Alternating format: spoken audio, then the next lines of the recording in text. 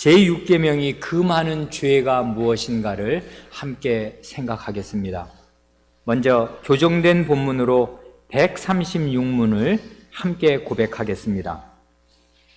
136문, 제6계명이 금하는 죄는 무엇입니까? 답, 제6계명이 금하는 죄는 자기 자신의 생명이나 이웃의 생명을 빼앗는 모든 것인데 공공의 정의나 정당한 전쟁이나 필수적인 방어의 경우는 예외입니다. 생명의 보존을 위한 합법적이고 필수적인 수단을 소홀히 하거나 쓰지 않는 것, 죄악된 분노나 미움이나 시기나 복수심, 온갖 과도한 격분이나 마음을 흩뜨리는 염려들, 고기나 술이나 노동이나 오락을 무절제하게 사용하는 것, 격동시키는 말이나 학대나 싸움이나 다툼이나 상해나 무릇 사람의 생명을 파멸하기 쉬운 것을 금합니다.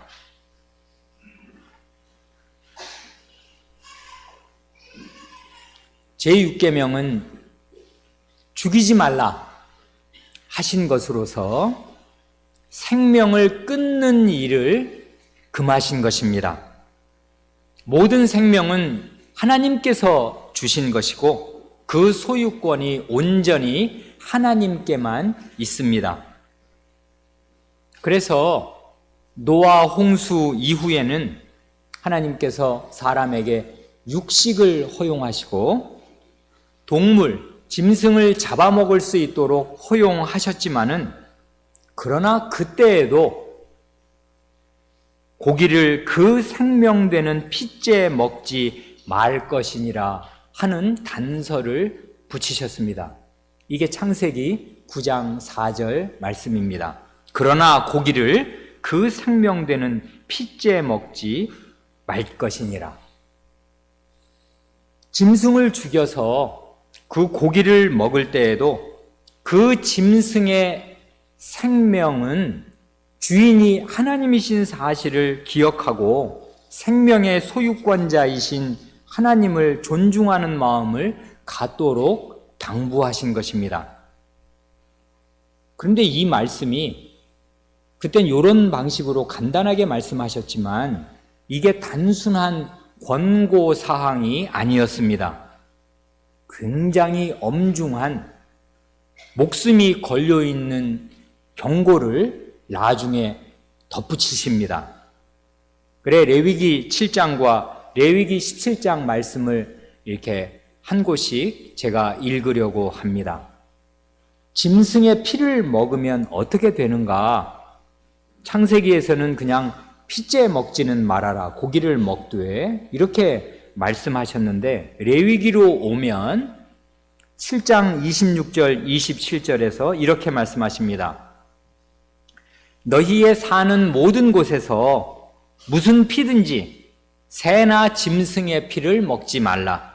무슨 피든지 먹는 사람이 있으면 그 사람은 다 자기 백성 중에서 끊쳐지리라 하십니다.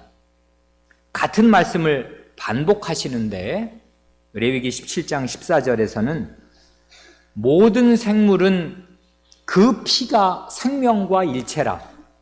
그러므로 내가 이스라엘 자손에게 이르기를 너희는 어느 육체의 피든지 먹지 말라 하였나니 모든 육체의 생명은 그 피인즉 무릇 피를 먹는 자는 끊쳐지리라. 제가 지금 레위기 7장 17장을 인용해서 낭독하였습니다. 왜 이 두 구절을 말씀했는지 나중에 다시 말씀드릴 때가 올 것입니다.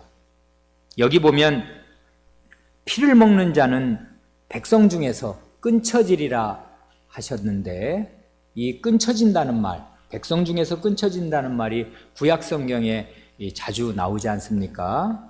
그 말은 둘 중에 하나입니다.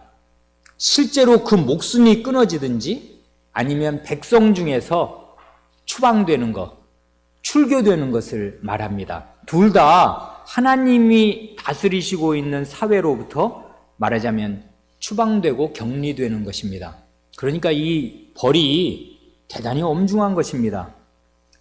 따지고 보면 그냥 동물, 어차피 잡아먹을, 그 고기는 먹을 거니까요. 죽여서 그 먹는 동물인데도 그 피를 함부로 다루지 못하도록 굉장히 엄격한, 그 사람이 출교되든지 목숨이 끊어지는 이런 단서를 거기다가 붙여 놓으셨습니다.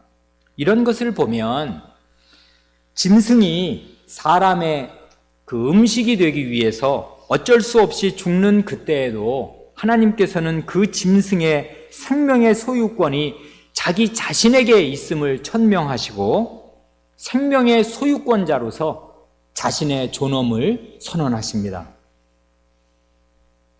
그렇기 때문에 생명은 신성한 것이라 말할 수 있는데요.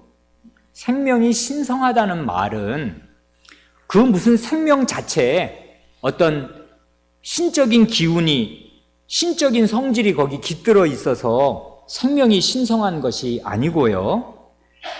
그 생명을 누가 만들었냐?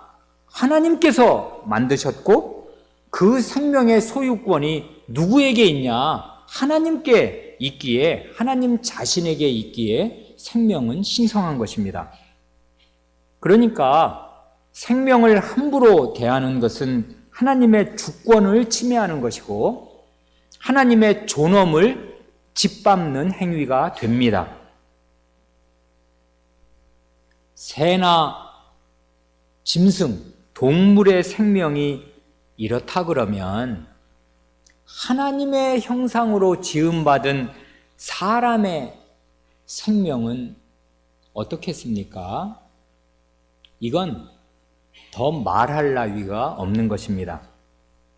그래, 사람의 생명을 해친 자는 그 마땅히 받을 벌이 사형 한 가지 외에 아무것도 없습니다. 생명을 끊어놓은 사람은 사형으로 다스려집니다. 그래, 가지고 계신 교재 그 각주 758번에 거기 창세기 9장 6절이 나오지 않습니까? 아까 우리는 짐승의 고기를 먹되 그 피는 먹지 말라는 창세기 9장 4절, 요 6절의 앞에 절을 우리가 읽은 셈인데요. 9장 6절은 이렇습니다. 이 구절이 좀 어렵습니다. 언제 한번 말씀드렸듯이 이게 결국 성경은 말이고요. 그 말은 다른 나라 말로 옮길 때는 그 번역을 해야 되는 문제 아니습니까? 그래, 이 많은 문제가요, 성경에서 번역의 문제입니다. 번역을 잘 할 필요가 있고요. 우리가 성경이 어려운 이유 중에 하나가 번역이 명확하지 않아서 오해 여지가 있어서 성경이 어려운 점이 꽤 있습니다. 그래, 우리의 소원은 우리의 자녀들이 자기 초등학교 한 3학년이나 초등학교 6학년쯤 되면 국어책 읽으면 이해되지 않습니까? 그렇게 이해되듯이 자기의 말로 잘 순순하게 이해될 수 있는 그 초등학생의 말로 아주 품위 있고 그 정확하고 그 아름다운 우리말로 우리 성경 말씀이 다시 번역되기를 참 바라는 것입니다. 이런 소원이 우리 시대에 하루빨리 이루어졌으면 좋겠습니다. 위하여 기도하시면 참 좋은 기도가 될 줄로 믿습니다. 이 9장 6절이 그런 소원을 낳게 하는 구절이 됩니다. 여기 9장 6절은 이렇지 않습니까? 무릇 사람의 피를 흘리면 사람이 그 피를 흘릴 것이니 이는 하나님이 자기 형상대로 사람을 지었음이니라. 이는 뒤의 부분은 우리가 다 알만한데 어려운 것은 그 앞부분입니다.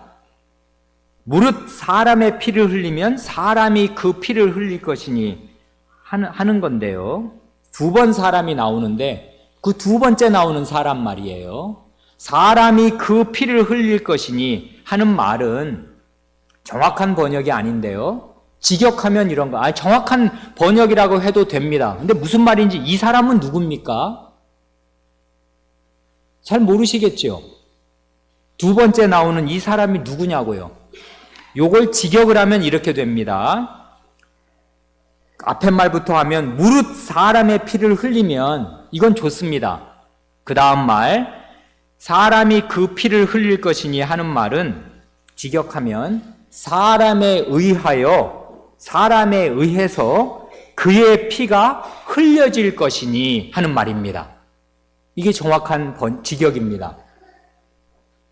그래 개정개혁은 이랬지 않습니까? 여러분 개정개혁 가지고 계신 분들은 다른 사람의 피를 흘리면 그 사람의 피도 흘릴 것이니 이렇게 번역을 해놓았지 않습니까? 그 여기 보면 마치 그 사람이 누군가 하면 살인자 말이에요.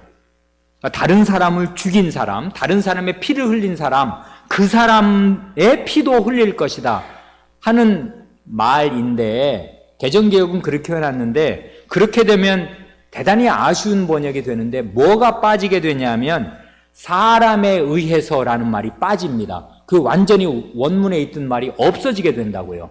그러면 중대한 그 하나님이 말씀하신 중대한 개념 하나가 빠지는 것입니다.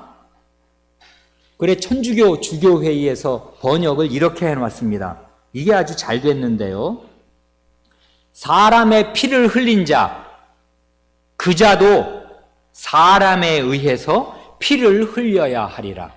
이게 아주 정확한 번역입니다. 사람의 피를 흘린 자, 그 자도 사람에 의해서. 그러니까 두 번째 여기 나온 사람은 누구냐 하면 제3자입니다. 그러니까 여긴 지금 세 사람이 나오는 거예요. 사람을 죽인 자 그러면 죽은 사람이 희생자가 하나 나오고요. 살인자가 나오고요. 그 사람을 죽인 사람 A라는 사람이 희생됐으면 그 A라는 사람을 희생시킨 B라는 사람이 여기 나오는 것이고 그런데 여기 두 번째 나오는 사람은 C입니다. 또 다른 사람이 그 사람의 피를 흘려야 할 것이다 하는 말입니다. 그러니까 살인자의 피는 다른 사람에 의해서 흘려져야 한다 이 말입니다. 그러니까요. 요 간단한 말씀, 이게 노아에게 지금 주신 말씀이란 말이에요. 창세기 9장이면 굉장히 앞이지 않습니까? 하나님께서 노아에게 이 말씀을 하실 때 이 말씀은 창세기 9장 6절은 간단하지만 적어도 세 가지를 우리에게 가르쳐 줍니다. 첫째는 당연한 것인데 생명을 해친 자는 생명형으로 다스려진다 하는 것입니다. 단호하고 엄격합니다. 예외가 없어요. 사람의 피를 흘리면 다른 사람에 의해서 그의 피도 흘려져야 합니다. 단호합니다. 둘째로 우리 개정개혁이 빠뜨린 그 말, 사형 집행인이 있어야 할 것을 이 구절은 말씀합니다. 사람에 의하여, 제3자에 의해서 그 살인자의 피가 흘려져야 할 것을 말합니다. 그 사람이 누군가 하면 구약시대에는 가족이나 친지였습니다. 희생자의 가족이나 친지 말이에요. 옛날에는 아시는 대로 구약시대 이스라엘에는 경찰이 없었습니다. 그러니까 살인자를 누가 잡으러 돌아다닐 사람이 없는 거예요. 지금은 경찰이 직업으로 그 일을 하지 않습니까? 자기의 사명으로 그 월급을 받아가면서 계속 하루 종일 하는 일이 형사과에 있는 사람들은 형사범들, 범인 찾아다니는 게 그 사람 일인데 과거에는 그런 직업적인 그런 사람들이 전혀 없었던 것입니다. 그러니까 우리의 가족 중에 하나가 억울하게 누군가에 의해서 살해되면 그 가족이 그건 분노할 일이지 않습니까? 원수를 갚아야 하는 것이라고요. 그게 억울하게 죽었으면 말이에요. 그 살인당한 사람의 가족이 그 살인자를 찾아서 그 사람을 처단하는 것입니다. 이게 합법이라고요. 하나님의 말씀이. 그러니까 그 사람에 의해서 그의 피가 흘려져야 된다고요. 그 살인자의 피가. 그래, 구약시대에는 가족이나 친지가 그 일을 했다면, 그 사람에 의하여 할 때 그 사람에 해당된다면, 신약시대로 오면 국가기관이 그 일을 합니다. 그래, 여러분 가지고 계신 그 다음 각주, 그 759번의 두 번째 증거 선구가 로마서 13장 4절 아닙니까? 거기 중간에 보면 국가를 가리켜서 이 국가의 그 책임자, 위정자를 가리켜서 그가 공연히 칼을 가지지 아니하였으니 합니다. 이 칼은 무슨 칼을 말하는 것입니까? 식칼입니까? 그게 아니고요. 사형을 집행하는 칼을 말하는 것입니다. 그러니까 살인자는 잡아다가 국가가 그 칼로 그 사람 목을 베는 것입니다. 사형을 집행하는 것이라고요. 그 칼을, 국가는 칼을 가지고 있습니다. 생명을 끊어놓을 수 있는, 합법적으로 끊어놓을 수 있는 권한을 가졌다, 그 말입니다. 셋째로, 이 구절이 가르쳐주는 아주 우리에게 가슴을 울리는 중요한 교훈은 살인죄에 받을 벌이 사형인 이유인데요. 살인자는 왜 사형을 받아야 하는가 하면 하나님께서 자신의 형상대로 지은 사람을 죽여놓았기 때문입니다. 특별히 성경은 어느 구절을 읽든지 문맥을 읽어야 되는 거 아닙니까? 이게 9장에 나온다는, 창세기 9장에 나온다는 사실이 아주 뜻깊습니다. 뜻깊은 이유는 이 말씀이 타락 이후에, 심지어 노아 홍수 이후에 주신 말씀이다, 그것입니다. 그러니까요, 대홍수로 전 인류가 멸망받을 수밖에 없을 만큼, 온 인류가 살 가치가 없을 만큼 속속들이 부패해져서 하나님께 멸망받은 이후라고 할지라도, 그렇더라도 사람이 하나님의 형상대로 지음받은 사실은 지워지지 않는다 하는 것입니다. 그러니까 이게 오늘 우리에게까지 그대로 적용되는 하나의 원리인 것입니다. 그러니까 하나님의 형상대로 지음받았다는 사실은 물론 타락하기 이전에 그 아담과 하와에게 가장 잘 적용되는 그런 일이 되겠고, 나중에는 전혀 흠도 없고 점도 없는 우리 주 예수 그리스도께 가장 잘 적용되는 말씀이겠습니다마는, 우리 속에 박혀있는 하나님의 형상이 도저히 그 원래의 모습을 찾아볼 수 없을 만큼 이지러지고 부패했다고 하더라도 우리 각 사람이 하나님의 형상대로 지음받은 그 중대하고 고귀한 사실이 없어지느냐 하면 여전히 타락 이후에도 살아있다 하는 것입니다. 그래, 칼빈 선생이 이 창세기 9장 6절, 우리가 읽은 9장 6절을 참 잘 해설했는데 그가 이렇게 말했습니다. 하나님께서는 사람 안에 있는 자신의 형상을 보시고 돌보신다. 그래서 어떤 사람이 손상을 받으면 하나님 자신이 손상을 받은 것으로 여기신다 합니다.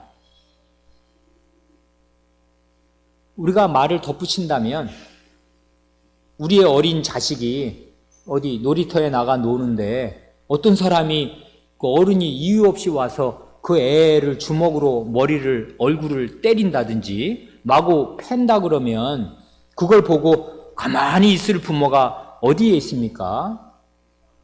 한 사람도 없을 것입니다. 말이 안 되지요. 당신이 누군데 남의 귀한 자식을 왜 때리느냐고 그 이유를 물을 것이고, 이유 없이 함부로 때렸다 그러면 가만히 있지 않을 것입니다. 당장 경찰에 신고해서 잡아가도록 그렇게 해야 마땅할 것 아니겠습니까? 그런데 하나님께서 사람을 보시는 심정이 그렇다 그것입니다. 자기의 자식이고 자기의 형상입니다. 그런 사람이 함부로 이렇게 그 대우를 받으면 그 사람을 낳으시고 기르신 하나님 자신이 그런 대우를 받으시는 것으로 여기신다 그 말입니다. 그래, 칼빈 선생이 말을 덧붙이는데 중요한 말을 덧붙입니다. 해설을 하면서 사람은 하나님을 해치지 않고서는 그분의 형상대로 지음받은 사람을 해칠 수가 없다. 사람을 해치는 것은 그가 하나님을 해치고 그의 마음에 하나님을 공격하는 심정이 있기 때문이다 합니다. 이게 이 구절에 대한 정말 좋은 해설입니다. 그러니까요, 사람이 다른 사람을 그냥 같은 평면의 동료 인간으로 보고 함부로 대하는 일이 왕왕 있습니다.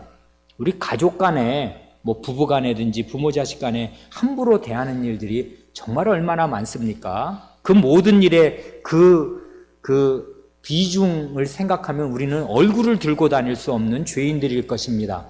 그런데요, 그렇게 함부로 대하는 그 뿌리가 어디에 있냐? 그건 사람이 하나님의 형상인 사실을 그가 마음에서 지워버리기 때문에 그런 짓을 하고 또 하는 것이고요. 결국은 그 마음에 하나님을 미워하고 하나님을 공격하는 마음이 가득하기에 그 하나님의 형상을 공격하고 함부로 대하는 것이다. 그것입니다. 그러니 하나님을 바르게 이해하지 않고서는 사람을 이해할 길이 없고, 하나님을 바르게 대하지 않고서는 사람을 바르게 대할 길은 원천적으로 없는 것입니다. 우리가 758번에 각주 창세기 9장 6절을 지금 읽고 말씀드렸는데, 그 다음 증거선구 759번의 첫 번째 증거선구도 거기 창세기 9장 6절에 못지 않습니다. 단호하고 엄격하고 엄중하기가. 민수기 35장 31절 33절을 거기 증거선구로 들어놓았습니다.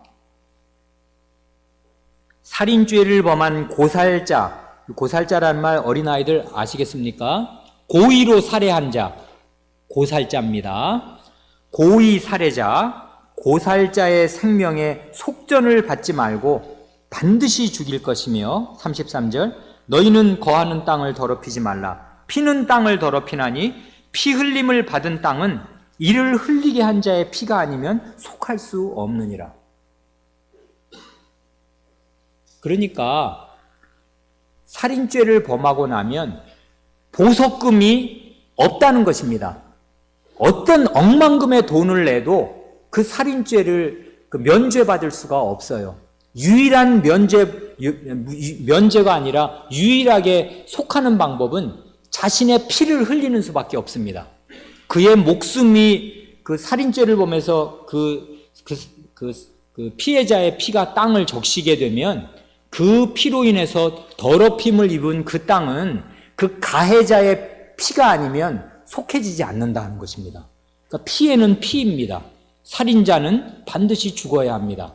그런데요, 요 민수기 35장, 민수기는 36장까지 있지 않습니까? 요 35장은 그 오살자에 대하여서도 가르쳐 줍니다. 오살자라는 거는 말하자면 실수로 고의가 아니고요, 과실치사범 말이에요. 과실치사라는 말이 실수로 죽음에 이르게 한, 이런 뜻이지 않습니까? 과실치사자의 경우를 다룹니다. 그래, 오살자를 위한 도피성을 요단강을 기준으로 해서 왼쪽 요단강 건너편에 3군데, 요단강 건너서 3군데, 이렇게 6군데 도피성을 두어서 고의로가 아니라 실수로 다른 사람을 죽였을 때 그 사람도 똑같이 살인자라고 해서 죽이냐면 그렇지 않고, 왜냐하면 고의가 없었으니까, 미워서 죽인 게 아니라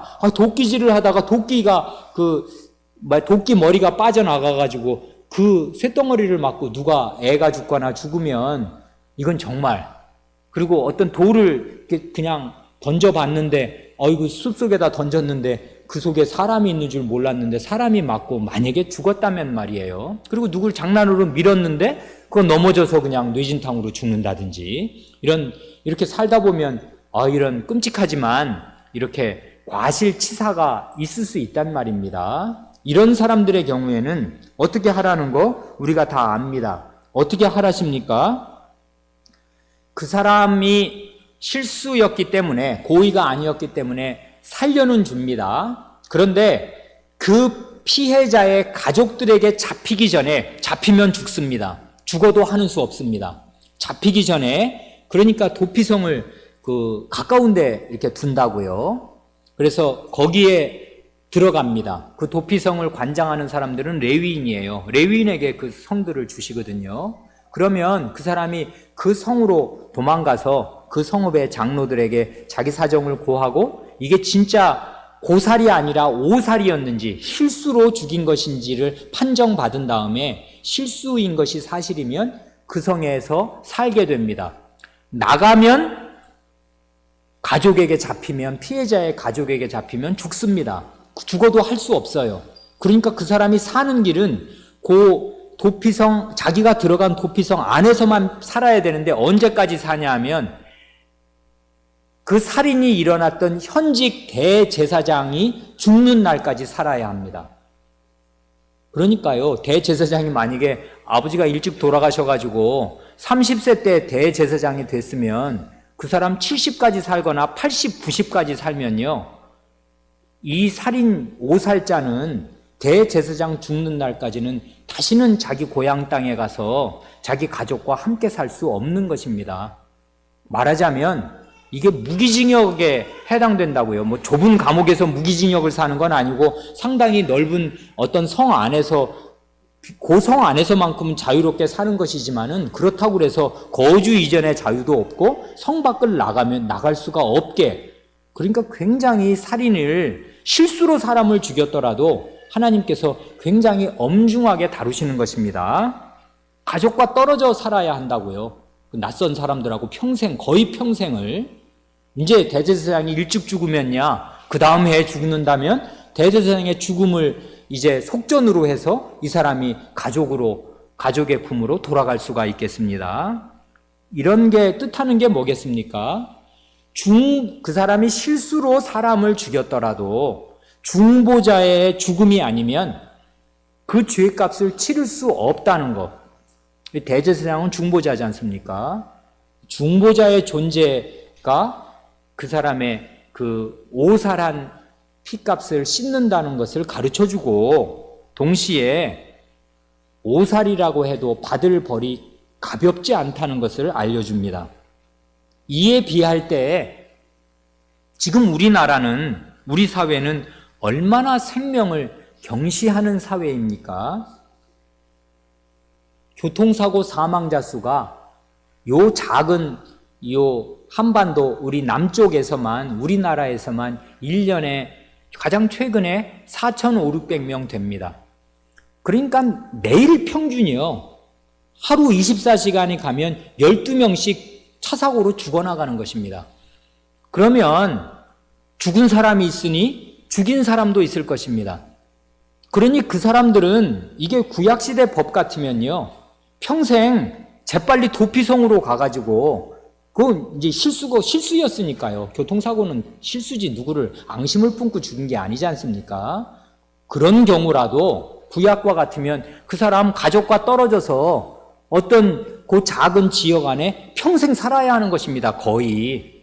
그러니 이게 얼마나 무거운 벌입니까? 요즘 우리 사회에 벌에서, 우리 사회에 비하면. 이건 개인적인 이야기지만, 제가 모시고 살던 저희 어머님이 횡단보도를 건너다가 횡단보도 신호가 이제 걸음이 좀 느리시고 몸이 불편하니까 걸음이 느리셔서 횡단보도를 신호대로 건너다가 신호가 끊어졌습니다. 그러니까 빨간불로 바뀌었다고요. 그 찰나에 버스에 치여서 돌아가셨습니다. 그 버스 운전사가 한 달간 유치장에 있었습니다. 경찰서 유치장에. 그리고 재판을 받는데 과실치사지 않습니까? 그래서 합의를 요청했는데 합의 안 해줬습니다. 그랬더니 공탁금을 1,000만 원을 이제 이 사람이 합의 안 해주니까 많은 돈을 요구한다고, 돈을 요구한 적이 한 번도 없는데 많은 돈을 요구한다고, 그러니 그렇게는 줄 수 없고 1,000만 원을 우리는 피해보상액으로 줍니다 하고서 1,000만 원을 법원에 공탁하고 풀려났습니다. 사람이 죽었는데 한 달 유치장에 있고 그 다음에는 자유의 몸이 되었단 말이에요. 이게 우리나라 지금 교통 이 법의 현실입니다. 그러니까 우리는, 우리 자신들도 운전하는 사람들이니까 다 이 과실치사범이 될 수 있는 것이고요, 피해자가 될 수 있는데, 어쨌든 우리나라 지금 한국 사회의 법은 이 생명에 대해서 대단히 경시합니다. 이 생명을 끊어놓는 일이 얼마나 위중한 일인지 하나님의 말씀을 따라 충분히 생각하지 못합니다. 그러니 우리는 운전할 때 대단히 조심하지 않으면 안 됩니다.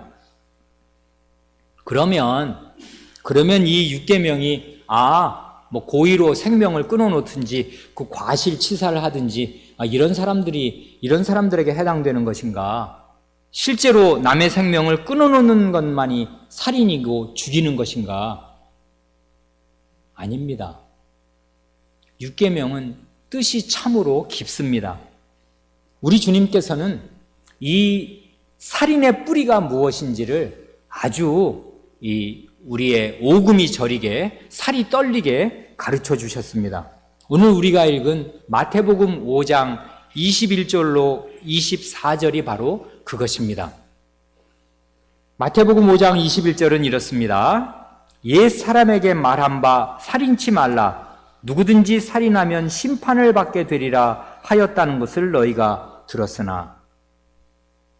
이것도 이제 잘 번역을 해야 하는 말이 됩니다. 옛사람에게 말한 바 하였는데요. 이러면 여러분들 이 말 마태복음 5장에 약 무슨 후렴 비슷하게 여러 번 나오지 않습니까? 이 말 어떻게 이해하십니까? 이제까지 이해하셨습니까?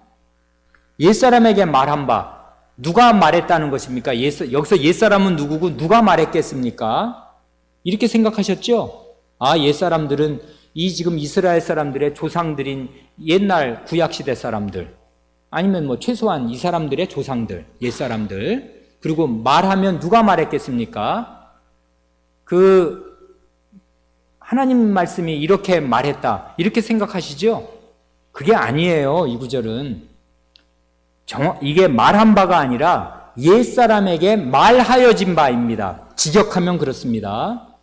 그러니까 옛사람에게, 우리 구약시대 사람들에게 누군가 말을 했습니다. 이렇게요. 누가 말했냐 하면 하나님의 말씀이 말한 게 아니고요.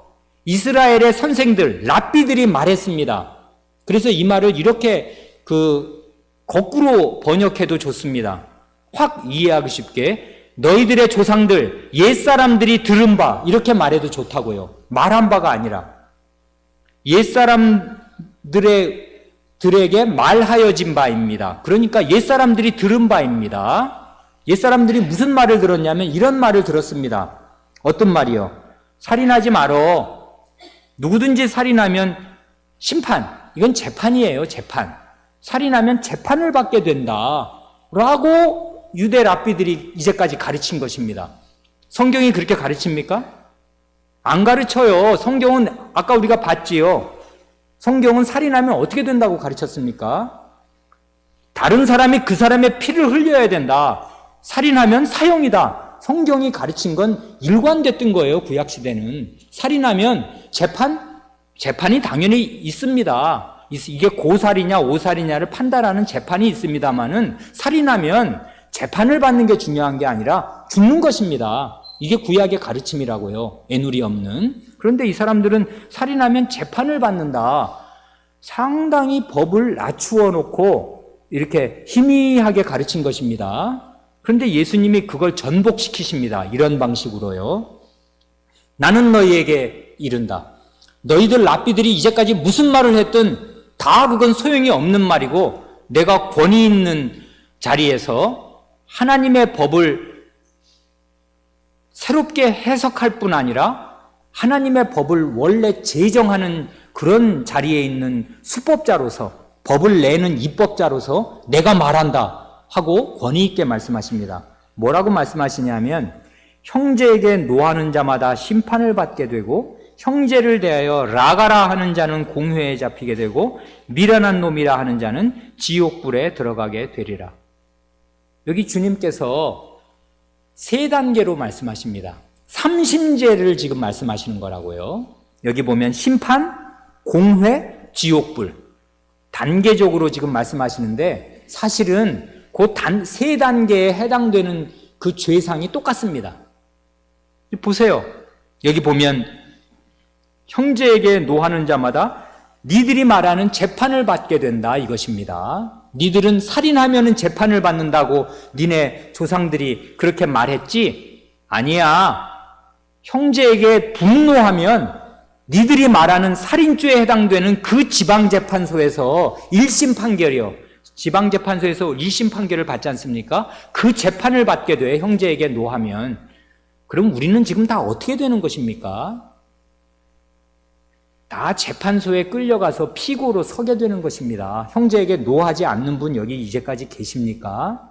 그 다음은 어떻게 됩니까? 형제를 대하여 라가라는 말은 욕인데요. 어떤 욕이냐 하면은 이게 분노하는 거랑 뭐 크게 다르지도 않아요.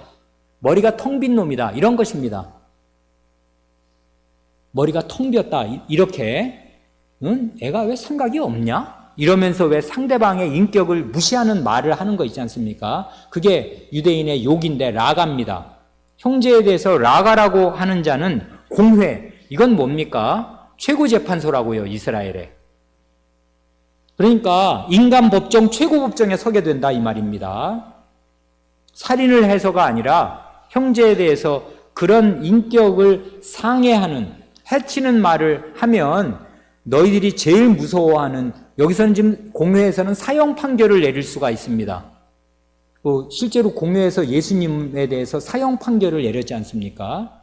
그리고 스데반 같은 사람은 공회에 잡혀가지고 변론하다가 그냥 직결 처형됐지 않습니까? 공회는 사형을 이렇게 언도할 수 있다고요. 집행은 로마 당국에 맡기더라도 이 사람들이 사형을 언도할 수 있는데, 그런 공회에 최고재판소 3심제인데 이때 3심제는 이 공회가 2심에 해당됩니다. 세 번째 3심은 뭐냐면 지옥불입니다. 형제에 대해서 미련한 놈이라고, 너 같은 게 살면 뭐하냐 하는 식의 말입니다. 미련한 놈이라는 게 아까 라가랑 뭐 얼마나 다릅니까? 형제에게 노한 거랑 얼마나 다릅니까? 사실은 똑같아요. 요 세 가지 죄상이라는 게. 그러니까 주님은 지금 점층법으로 말씀하시는데, 지방재판소, 이스라엘의 최고재판소, 그 다음에 지옥불. 지옥불에 해당하는 죄가 사실은 1심에 해당하는 죄와 똑같습니다. 형제에 대해서 경노하는 거요. 분노하는 거. 그리고 분노의 마음으로 함부로 말하는 거. 그러니까 이게 주님이 지금 과장법을 쓰신 것입니까? 아닙니다. 주님께서 지금 살인의 뿌리가 무엇인지를 정확히 밝혀서 지금 말씀하시는 것입니다. 살인의 뿌리는 여기에 있어요. 형제에 대한 분노에 있습니다. 그 경노를 마음에 다스리지 않는데, 그 다스리지 않는 심정으로 함부로 말하는 것입니다.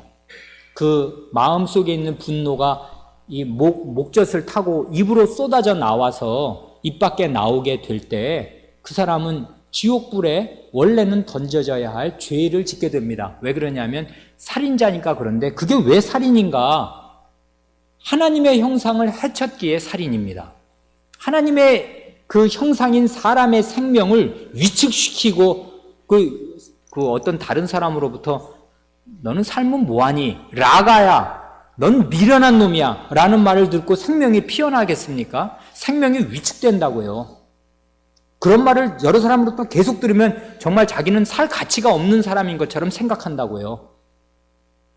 그래, 부모로부터 부당한 경로를 많이 받은 아이는 그 아이가 정당한 자아존중감을 갖기가 대단히 어렵습니다. 그렇지 않습니까? 그래서 자기를 계속 학대한다고요. 자기를 못 살게 굴어요. 왜냐하면 정당한 대우를, 생명이 피어나질 못한단 말이에요. 그 아이를 살해하는 것입니다. 부모가 말로, 눈빛으로, 행동으로. 그래, 주님의 눈으로 보실 때에는 온 이스라엘이 살인자의 왕국이었습니다.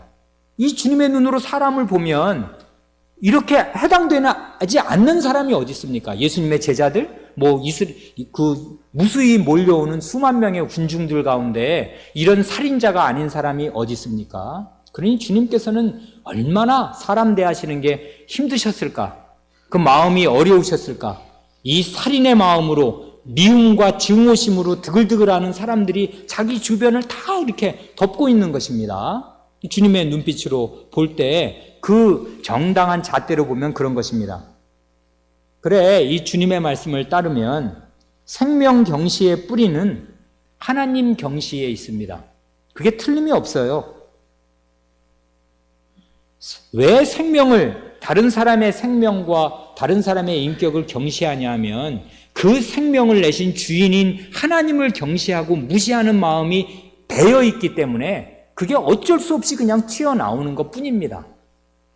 이걸 칼빈 선생이 창세기 9장 6절을 해설하면서 너무나 잘 보여주었지 않습니까? 하나님을 공격하고 하나님을 미워하지 않고서는 하나님의 형상을 미워할 수가 없다, 그것입니다. 이걸 예전에도 말씀드렸지만 아주 비유적으로 말하면 왕한테 경배드리고 나와서, 우리 같으면 여기 청와대 들어가 본 분 계십니까? 문재인 대통령 청와대에서 악수해 본 분 계십니까? 길거리에서 하는 거 말고. 그래, 청와대 지금 대통령은 왕은 아니니까요. 옛날 같으면 왕궁에 초대받아 들어가서 왕 앞에서 왕이여 만세수를 하옵소서 하고 이렇게 정당한 그 인사를 드리고 왕을 칭송하고 경배하고 왕궁을 나오자마자 그 왕궁 뜰 앞에 있는 왕의 동상에 침을 뱉는 것과 똑같은 것입니다. 그렇지 않습니까? 왕이, 지금 살아있는 왕한테 자기가 경배를 드리고 나왔는데, 나와서 등 돌리고 보니 나오니 정원에 왕의 동상이 있단 말이에요. 거기다가 침을 뱉으면 그 침 뱉는 것을 그렇게 왕의 뒤에서 뻔히 쳐다보고 있으면 그 왕의 심정이 어떻겠는가 말이죠. 이게 방금 전에 나한테 와서 했던 칭송의 말, 예배, 경배, 이건 다 헛것입니다. 왜냐하면 왕에게 칭송을 바친 사람이 그 왕의 동상에 침을 뱉을 수는 없는 것 아닙니까? 근데 그 왕의 동상이 누구입니까? 동상의 뜻이 바로 젤렘, 형상이라고요. 하나님의 형상이 사람이라고요. 사람은 하나님의 동상들입니다. 그러니 같은 그 신의 동상들, 신의 그 동상에다가 함부로 대하면 그건 당연히 신을 모독하는 일이 된다, 그 말입니다. 그래, 하나님 경배와 이 사람 존중은 완전히 한 통속입니다. 하나로 묶여 있어요. 이게 두 개로 결코 분리되지 않습니다. 그래, 하나님의 백성이라 하면서, 우리가 다 하나님의 백성인데, 그런데도 불구하고 우리는 사람을 너무나 쉽게 무시합니다. 아내를, 남편을, 혹은 내 아이를, 형제, 자매를. 그래, 이게 원래는 용납될 수 없는 모순이고요, 이율배반입니다. 그래, 이런 이율배반을 야고보 선생이 너무나 리얼하게 잘 말합니다. 이렇게 말합니다. 야고보 선생이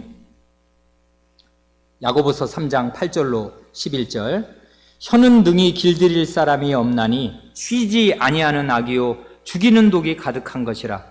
이것으로 우리가 주 아버지를 찬송하고 또 이것으로 하나님의 형상대로 지음을 받은 사람을 저주하나니 한 입으로 찬송과 저주가 나눈도다. 내 형제들아, 이것이 마땅치 아니하니라. 샘이 한 구멍으로 어찌 단물과 쓴물을 내겠느냐.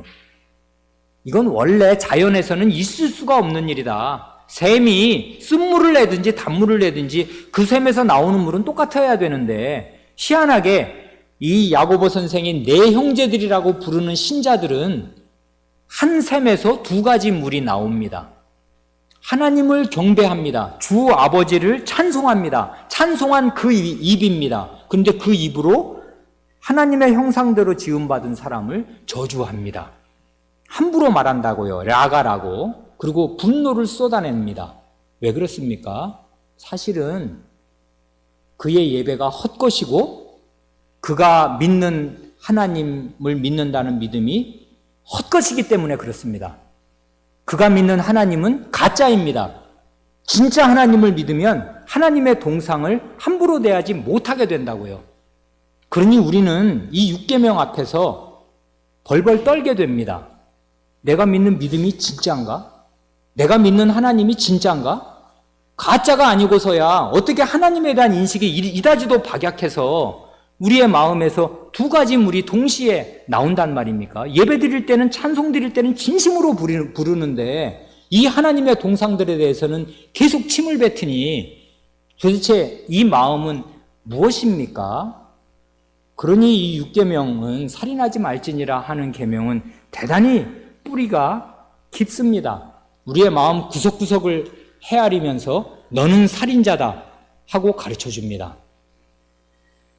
거꾸로 말하면요, 인간의 존엄성을 이 하나님의 말씀만큼, 기독교만큼 제대로 드러내는 종교나 철학은 이 세상에 없습니다. 하나님의 말씀이야말로 인간은 한없이 존엄한 존재인데, 왜 존엄한 존재인가 하면 그 존엄이, 인간의 존엄이 지존자이신 하나님께로부터 연유하고 하나님께 닿아 있기에 인간은 한없이 존엄합니다.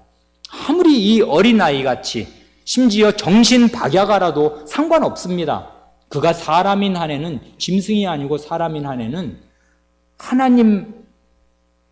하나님께로부터 그 존엄을 부여받아서 하나님의 동상으로 살고 걸어다닙니다. 살아있는 하나님의 동상입니다. 말하는 하나님의 동상입니다.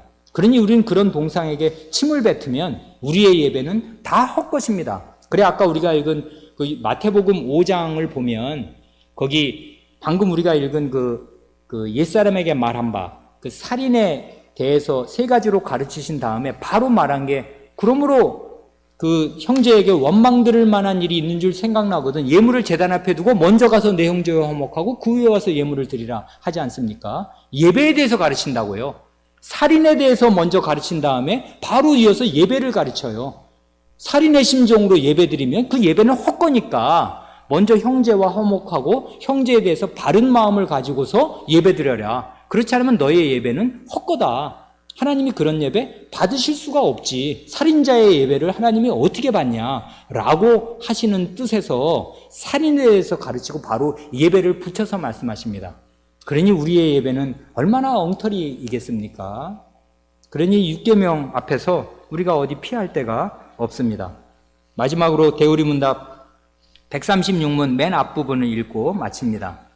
136문은 그 답의 첫 문장에서 제6계명이 금하는 죄는 자기 자신의 생명이나 이웃의 생명을 빼앗는 모든 것인데 공공의 정의나 정당한 전쟁이나 필수적인 방어의 경우는 예외입니다 하고 말합니다.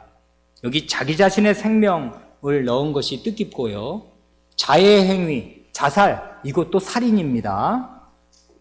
그리고 남의 이웃의 생명을 빼앗는 모든 것인데 예외를 세 가지로 꼽아 놓았습니다. 첫 번째가 공공의 정의지 않습니까? 이건 아마도 사형제도를 가리키는 것 같습니다.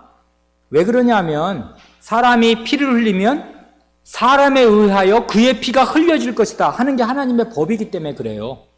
그러니까 사형제도는 성경의 뿌리박은 온당한 것입니다. 온 세상이 휴머니스트가 되어서 휴머니즘이 온 세상에 꽉 차서 사형 폐지를 아무리 주장을 해도 소용이 없어요. 하나님의 말씀은 사형제도를 지지합니다. 사형제도는 있어야 합니다. 왜 그러냐면 고살자가 있기 때문에 그렇습니다. 고의로 사람을 살해하는 사람이 있기에 그런 사람의 생명을 국가 공권력이 끊어놓아야 한다고요. 그래서 물론 그 사형제도 폐지론자들의 그 말에 대단히 일리가 있습니다. 억울한 죽음이 많지 않습니까? 우리나라도 그 부당한 군사재권 시절에 부당한 재판으로 너무나 억울하게 죽은 사람들이 있으니까 한 사람 목숨이 그렇게 귀하니 국가 공권력에 의해서 억울하게 죽지 않도록 그 재판을 잘못해서 잘못된 증거로 이 사람을 살인자로 오인하고서 사형 판결을 내려서 죽여놓고 나면은 회복할 길이 없지 않습니까? 그런 일이 생기지 않도록 사형제도는 완전히 폐지되어야 된다. 이렇게 말할 때 그렇게 말하는 일리가 있습니다만은 그러나 움직일 수 없는 증거에 의해서 사형당해야 될 사람이 있는 것입니다. 그러니까 이런 공공의 정의를 시행하기 위한 사형, 사람의 피를 흘리는 것은 육계명을 어기는 것이 아니다 그것이고요. 그 다음에가 정당한 전쟁. 정당한 전쟁이 있는지는 모르겠습니다만은 그 정당한 전쟁과 필수적인 방어, 이게 전부 뭐에 해당되는 거냐면 자기 생명을 지키는 것과 관련된 것입니다. 사실은 그렇지 않습니까? 이건 침략 전쟁을 말하는 게 아니라 방어 전쟁을 말하는 거예요. 그러니까 무슨 전쟁을 일으켜놓고 이게 합법적이다 이렇게 말할 수 있는 전쟁은 없는 것이고요. 구약시대 같으면야 하나님이 가나안을 치라고 그러셨지만 신약시대에는 그런 전쟁이 없어요. 하나님이 전쟁 어디 가서 누구를 다 도말하라 이러는 명령은 없는 것입니다. 이제 신약시대에는. 그러니까 여기에서 말하는 정당한 합법적인 전쟁이란 방어전쟁입니다. 외국군이 우리나라를 쳐들어와서 사람 양민을 학살하고 있는데 가만히 이렇게 있으면 자기 생명을 스스로 해치는 것이란 말이에요. 자기 생명을 지켜야 하는 것입니다. 그러니까 그런 전쟁을 하는 과정에서 그건 강도짓이니까요. 살인 강도니까요. 살인 강도를 퇴치하는 과정에서 살인 강도의 피를 흘리는 것은 무죄다하는 것입니다. 그 다음에가 우리가 아는 필수적인 방어, 정당 방어라고 알고 있는 것입니다. 이렇게 하느라고 사람의 피를 흘리는 것은 그 무죄입니다. 여기에서 그 여호와의 증인이라는 사람들이 있지 않습니까? 여기 우리 교회 바로 앞에 동아 아파트가 있는데 여기에 여호와의 증인이 아주 많다고 들었습니다. 이 동네에 여호와의 증인들이 상당히 교세를 뻗치고 있는 중인 듯 합니다. 그 사람들이 집총 거부하지 않습니까? 징집을 거부합니다. 왜요? 살인이 죄라고. 사람을 죽이지 말라고 하셨잖아. 그러니까 사람 죽이는 연습 하면 안 되지. 총? 이거 사람 죽이는 무기 아니야. 총을 들면 안 되지, 사람이. 그래서 그 사람들은 정말 군대 안 갑니다. 군대 안 가면 우리나라 지금 현행법으로는 감옥에 가야 되거든요. 기꺼이 감옥에 갑니다. 왜요? 신앙을 지키려고. 그 사람들 한편으로 갸륵한 점이 있습니다. 그리고 그래서 우리가 이제 헌법재판소에 자꾸 그 위헌 제청이 올라가서 지금은 상당히 사회 분위기가 대체 복무를 허용해 주자, 이런 사람을 이른바 양심적인 병역 거부자라 하지 않습니까? 그래서 지금 그런 논의가 상당히 활발하게 이루어져서 아마 적당한 세월이 지나고 나면은 대체 복무가 허락될 것 같습니다. 좋습니다. 그렇게 대체 복무가 허락되어도 상관이 없는데 문제는 이 사람들이 가지고 있는 그 생각, 집총을 거부하고 징집을 거부하는 생각은 비성경적인 것입니다. 대의문답을 모르는 것일 뿐 아니라 하나님의 말씀을 제대로 읽지 않은 데서 나오는 거라고요. 하나님 말씀은 정당한 방어 전쟁, 자기의 생명과 우리 국민의 생명을 보호하기 위한 군대나 이런 방어 전쟁을 죄악시하거나 살인이라고 말하지 않는데 그걸 자기가 과도하게 해석해서 그걸 살인 연습행위라고 생각하는 것 뿐입니다. 그러니까 그릇된 해석이 굉장히 많은 피해를 낳는 것 뿐이에요. 그 사람들이 전과자가 되는 것은 그릇된 믿음에 근거한 것입니다. 성경을 바르게 읽지 않고서. 희한합니다. 사람을 안 죽이겠다는 거 아닙니까? 그래서 군대 안 가겠다는 거 아닙니까? 그런 사람이 또 이런 짓을 합니다. 뭐냐 하면 수혈을 거부해요. 왜냐하면 그래서 아까 제가 레위기 7장과 17장을 읽었지 않습니까? 피를 먹지 말라는 말씀에 기댑니다. 그 사람들은. 피 먹지 말라고 그랬잖아. 그럼 백성 중에서 끊쳐진다고. 어떤 피도 내 몸속에 받는 것을 거부합니다. 애가 교통사고 나서 피를 철철 흘려서 수혈을 지금 해야 얘가 사는데 여호와의 증인들은 자기 자식 수혈 거부합니다. 죽어도 할 수 없어요. 하나님 말씀을 지키려고 말하자면 순교적인 신앙으로 그렇게 하는 것인데 그건 순교적인 신앙이 아니고요. 헛된 믿음입니다. 여기 그 다음 말이 바로 그거 아닙니까? 우리 게으리 문답이 생명의 보존을 위한 합법적이고 필수적인 수단을 소홀히 하거나 쓰지 않는 것. 이게 육계명을 위배하는 거라고요. 그러니까 이 사람들은 집총 거부할 때는 좌로 치우치고 수혈을 거부할 때는 우로 치우치는 것입니다. 사람을 죽이지 않겠다고 군대에 안 나가지를 않나? 이번에는 사람을 살려야 하는데 하나님 말씀 지키겠다고 수혈을 거부하는 것이에요. 생명의 보존을 위한 합법적이고 필수적인 수단이 있는데 그것을 쓰기를 거부하는 것입니다. 왜요? 하나님 말씀을 지킨다고.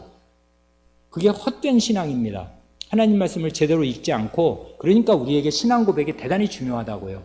신앙 고백의 안내를 받아서 하나님 말씀을 읽으면 치우치지 않게 됩니다. 그런 극단주의적인 생각을 전혀 하지 않게 되고 정당하게 생각하게 됩니다. 그래서 신앙 고백이 우리에게 굉장히 좋은 안내자고 우리의 균형을 잡아주는 굉장히 좋은 도움이 됩니다. 이런 신앙 고백이 있는 것에 우리는 감사해야 합니다. 기도하겠습니다.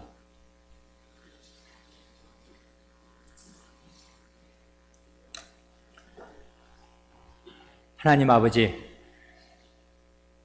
죽이지 말라 하신 제6계명의 말씀을 저희가 생각할 때, 그리고 이 6계명을 권위 있게 해석하시고 새롭게 반포하신 우리 주님의 말씀을 들을 때 저희의 마음속에 하나님과 이웃을 미워하는 성향이 뿌리박혀 있었던 것을 생각하오며, 그 옛사람의 그 증오의 잔재가 어디 멀리 가 있는 것이 아니라 저희 속에서 완전히 박멸되고 근절된 것이 아니라 여전히 어느 만큼 살아있어서 저희가 한 입으로 하나님을 찬송하고 한 입으로 다른 사람에 대해서 함부로 말하며 경노를 쏟아내는 때가 그토록 잦은 것을 생각할 때 이 6계명 앞에서 저희는 오갈 데 없는 죄인임을 알게 되옵니다.